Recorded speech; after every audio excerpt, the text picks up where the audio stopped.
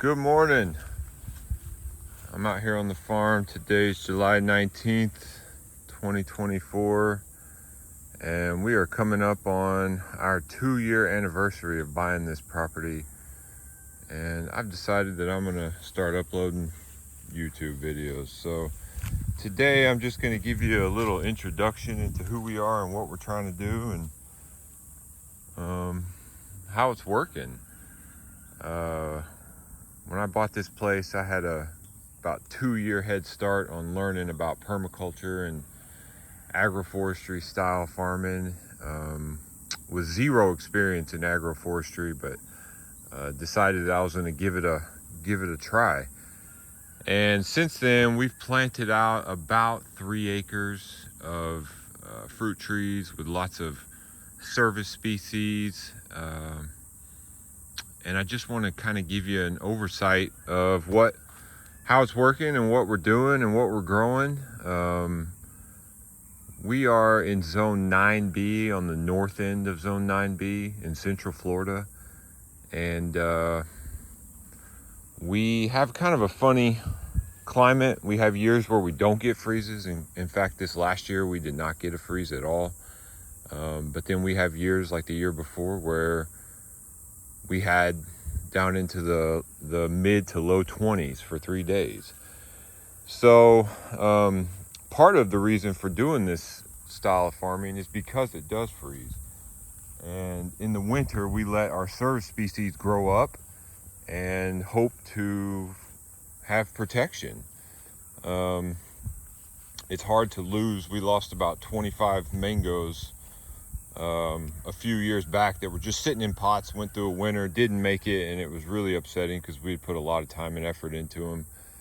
And our goal right now is to be able to grow these things in the ground through the winter and have them survive. So what I'm showing you right now is this we planted this year. This was planted right at 3 months ago. We have basically 5 rows in this. We have one main fruit tree row in the middle. It's got bananas, it's got mangoes, and service berries. It's a fruit tree we're trying this year. And right now we have a lot of annuals occupying space. You can see we have okra.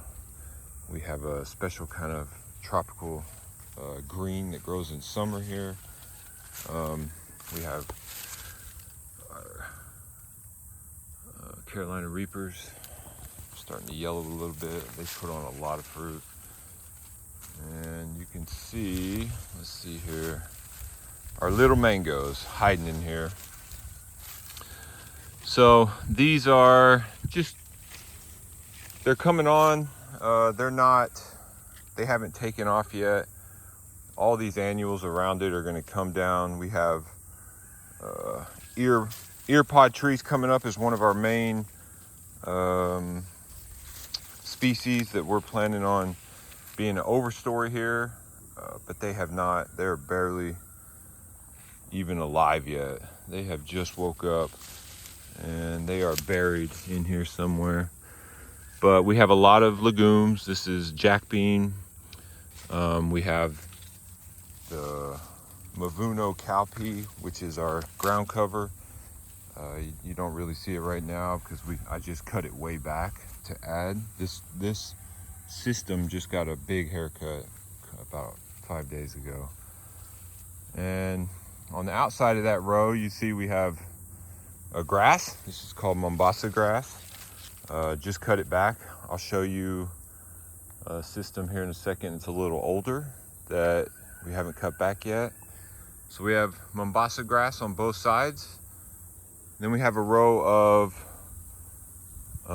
taro. You can see, I don't know if you can see down here, is taro. And then we do have some Mexican sunflower on the outside edge of that. And then here we have turmeric all the way down. So this is 5 rows, one main row, one future main row. Just trying to grow a lot of things in between, like cassava. Right now is okra. You see we have corn growing. This is supposed to be a special variety of corn from Mexico that is nitrogen fixing. We grew a little bit of it last year and took what we had and planted it out this year. You can see it almost at least 10 feet in the air. So it's a big one.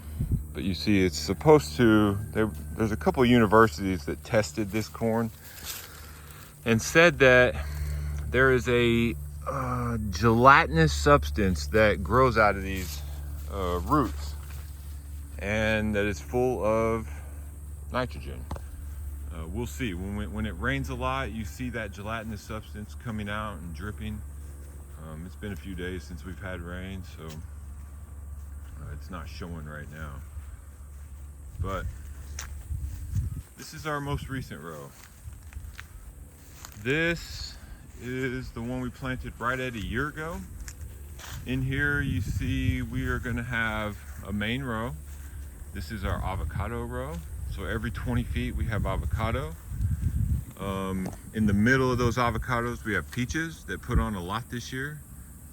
Those are our two main species in here, and then we have lots of things thrown in like papaya, gingers and basil and things growing underneath it. Then we had our avocado again, our Namwa bananas. We have arrowroot here, growing really tall, very happy. We let it grow last year and didn't really harvest anything and let it all come back and go again. One of our main species in here for biomass, besides the bananas, is the Carimbia. The Carimbia is a eucalyptus that we like, that grows really well here. They can handle the cold and gives us a lot of biomass. I've come through and cut a bunch of bananas down already in early spring just to feed the system. But you see we have we also do have Barbados cherry that are going crazy. They all need to be cut back. In the future these will be pulled out to make room for the avocados. But they made it through winter and they're coming on strong. On the outside edge of this main row we have red Napier on this side, and we have Mombasa on this side. The Mombasa is at least 6 feet tall now. It is mostly fully expressed and ready to come back. In between, we have two main rows here. In between them, we have Moringa. And then we have the Mexican sunflower coming up. Below that, our ground cover is mixed between sweet potatoes and the Mavuno cowpea. The Mavuno cowpea gets cut back heavily, incorporated into the system as biomass, and comes back. So we like red Napier. It grows a lot. It grows real easy. It grows even in the shade. The same with the Mombasa. We have lime trees and Jamaican cherry. You can see our Jamaican cherry right there. It's probably 20 feet tall. That was about a foot tall when we planted it last year. It has really come on, and it is loaded with fruit. And you can see the papaya in the shade of it, still producing heavily. But you can see these. This is the white variety. They're delicious. They kind of have a cotton candy, chocolate, I don't know. A lot of people, everybody has their own experience of what they taste like, but they are delicious. And then over here we have like our persimmon. Everything's so little. So keep in mind this is about a year old, this row right here. Everything's just so young, but clearly happy, very happy. And then you see here, you get into the rows that are about a year and a half old. The papayas loaded, bananas, different citrus in here. This row right here is our citrus row. it incorporated with the dwarf namois, with grasses on the side, and the Mexican sunflower on the end. This is different cherry trees. This is a lime tree, the kefir, with orange and lime. You can see that they get a lot of shade. And as we're working with these, I have another row that has limes and lemons and oranges, and it's more in the sun. And they are not near as happy as the ones that are in the shade. So we are going to keep these bananas, and we're going to keep allowing them to grow out. You can see they are big bunches. We just cut one down yesterday, actually. That was our oldest bunch, and letting them ripen up. But you can see these trees, how happy they are, and they get most shade. You can see the banana trees above it are keeping it in the shade, but they are still growing.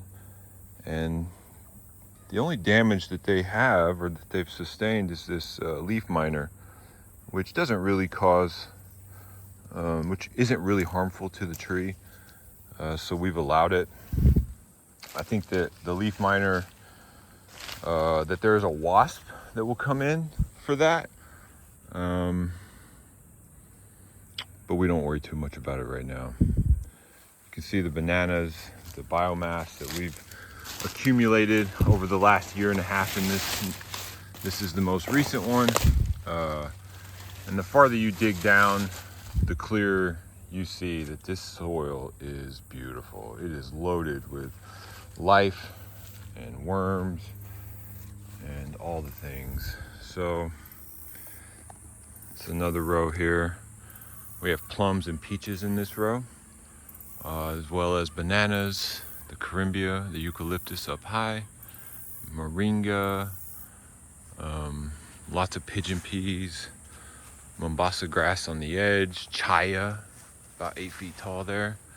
Very happy. I keep having to trim it back because it just loves it here. More plums. It produced a ton of plums this year. I just cut the plum trees back to reinvigorate growth. And you know, there's a term I learned last year doing a training down in South Florida, that when you trim or cut back these plants, they release a hormone into the system called gibberelli. It doesn't sound real, but it is. I looked it up. I didn't believe it either. But that hormone is what tells the plants to grow. So when you come in and you make these cuts and open this up for sun and allow the airflow better, it releases that into the system, the underground network, which allows this pulse, this growth hormone to take over. And you can see the new growth that a lot of these are putting on right now. These all produced for us this year. We allowed them to. We didn't allow them to last year. We wanted really the growth in the ground. But you see this little avocado here. I don't know if you can see it, but we did pull the flowers off of that. It's so little, it's just not ready to hold a bunch of fruit. And then we have the next cycle, which is, this is a fruit tree. This is a little, I don't know if it's a lemon or a lime. I don't know which one this is, but you can see it in here in the shade, happy. Eventually that banana next to it will get pulled out, and we won't need it in here anymore. There's our little avocado tree coming up. You know, papayas, our praying hands bananas, letting them fruit this year. They didn't fruit last year. We were using most of the bananas as biomass. And then a little avocado, very unhappy. I don't know if it likes this area right here or not. That's why we move them around the farm to see where they thrive the most. Chaya, sweet potato everywhere, even a little raspberry that produced for us this year. But they are hard to grow here, the raspberries. And then you have our young seed grown star fruit. I got this seed from when I was in Costa Rica, just eating star fruit. Thought I'd try it out and put it in the system. But you see, everything needs to be cut back right now. But everything is growing happily. The amount of sweet potatoes we got out of here last year is unbelievable. It's way more than we could eat. We gave a lot away. And the turmeric. This is blue turmeric. It's a very highly medicinal turmeric. Likes it in the shade here. There's a lot of different species growing in here. And we just have fun. It keeps us busy. And one of the things I've learned in doing this is that you can really never have enough biomass. We just constantly are putting more cuttings in the ground, cutting things back, adding more. We have essentially 5 main fruit trees in this row, plus the citrus coming up. And the amount of biomass that we're growing is, probably 10 plants to 1 fruit tree. And the more we grow, the more we chop, the healthier it seems this system becomes. So you can see it everywhere throughout the property. We have, our herb garden, which grows some kitchen herbs and a few different fruit trees in here that like a little more shade, a little more water. Our property here is 15 acres with about 5 of that being straight swamp, hardwood swamp. And our property stays wet. We're in the middle of about 10,000 acres of hardwood swamp and pine forests. And we have a little slice of heaven here that not many people know about that is dry for the most part, but does take on water, especially during hurricanes. We had 21 inches of rain 2 years ago with the hurricane in 24 hours. And everything survived. We didn't have one tree down. We had a lot of water, but it drained off eventually. We have a pond in the back that takes a lot of it. And when that pond overflows, it takes it into the swamp in the very, very back. So you see our vines. This is the cat-eye vine. Very happy climbing up this bamboo up onto our pine trees. Blackberries producing. This is also one of the gardens that I use to propagate. So we're propagating some dragon fruit here, and we'll pull those out when we're ready. This is a mulberry tree. Just need to be chopped back. Let's see, what else? Yellow jabo de caba. This is usually the time of year I think it holds fruit, so it's not growing a lot, but it did try to put on fruit. We pulled it off, being that this garden is really about a year old. You see the basil and different things. There's a lot going on in here. Taro and pumpkin. This is called the miracle leaf. It's good for the kidneys. Banana, obviously we have lots of bananas. This is the SH3640. This is a happy banana tree. Papayas. Ube, growing up the papayas. I have not tasted ube. I see it made in ice cream. I'm excited to try it. A friend of mine from Ever Oak Farm gave me that to try. And then here we have what I thought would be the happiest in here is the miracle fruit. And it does not seem to be happy at all. This area holds a little more water than most. So I actually thought, since they like to be watered pretty much every day, that it would be better. It also likes a little shade, but it doesn't seem to be doing so great right now. We'll see though. We'll see as the seasons change, what they do and how they grow. But the great thing about the way we do things, this garden is a little different. This isn't what I would, call a syntropic row. It's just a lot of things growing together with the eucalyptus growing. to give us biomass. Obviously lots of beans and sweet peas and things that we will cut back. But this area gets a lot more shade, gets a lot more water, and we're just trying things out. And eventually we might pull half of this stuff out of here as it grows and put it somewhere else, or propagate it and use it for new plantings for customers, or whatever it's called for. This is our old annual garden that we let go crazy this summer. It's just so hot here. It's hard to keep up with it. But we will come back and basically weed eat this down and tarp it and incorporate all that biomass into soil. We find that doing that and then adding a little bit of our homemade chicken compost on top is probably the best. We're doing it slowly. We're working our way over. This is about ready to go for planting. I just weeded all this. We're about to tarp all this and then do the same thing here. And then you get into our area around the chicken pen, which is clearly the happiest. Everything over here is getting nutrients above and beyond the rest of the systems. You see our papaya we planted last year, pushing 12 feet tall. We need to get out here and get some of these off. But you see sweet potatoes, turmeric, red Napier grass, ice cream bananas, sunflowers just for fun. We have another mulberry over here. I think this is called the Shanghai. We planted this a few months ago. It has really took off.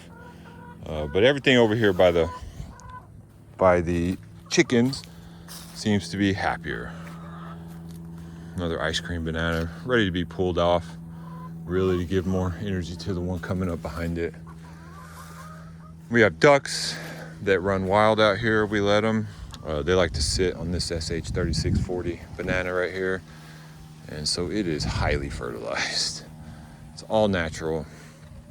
Everything here, that is the goal. The goal is to really understand how nature works as best we can as humans and try to imitate it and put our own 2 cents into how it works. We're building a forest, and we're doing it faster, where a forest would naturally take a long time to develop. We are forcing it by coming in and chopping down this biomass, incorporating it into the system. This right here is one of our rainbow eucalyptus. It just flowered a few days ago. You see all the different pollinators on it: butterflies, moths, bees, wasps. It's incredible. And so that's just a basic overview of what we're doing. This is all in the front few acres that we have. I have started in the back. You can see our pond here. And in the back, we have planted one main row that I just chopped a bunch down. So you can't see it, and it's full expression right now. But we have more tropical things back there that we think will stay warmer in the winter. And we're just gonna keep trying. I will admittedly say that I don't know what I'm doing. I am just following the cycles of nature, and I've learned a lot from YouTube. I've learned a lot from a lot of guys on YouTube I can give credit to. And we're just practicing. So as we do things, we learn through experience. Seems like that in every aspect of life. We see how things work in different places on the farm. If they don't work, we chop them down, or we pull them out and we move them. And we don't get too attached to one thing in one spot. We plant things all over the place, see what works the best, and keep doing that. So I'm planning on posting updated pictures. Everything that I've showed you just now has been planted in the last year and a half. This is not a 5-year-old, 10-year-old food forest. Everything we've done is new, and it has provided an abundance of food already. Bananas, peaches, nectarines, even a couple of the avocados we let fruit this year. We just picked some baseball-sized avocados off of that, and there's so much farther to go. So we have multiple acres left to plant out. We just got some nut trees yesterday, some mac nuts I'm excited to put in the ground. And you know, follow us if you're interested in agroforestry. Post questions. I would love to give you my 2 cents about what we're doing, about what you're doing. I can tell you, all I can tell you is from my own experience in the last 2 years of what we've done and what has worked and what hasn't worked. And yeah, thanks for stopping in.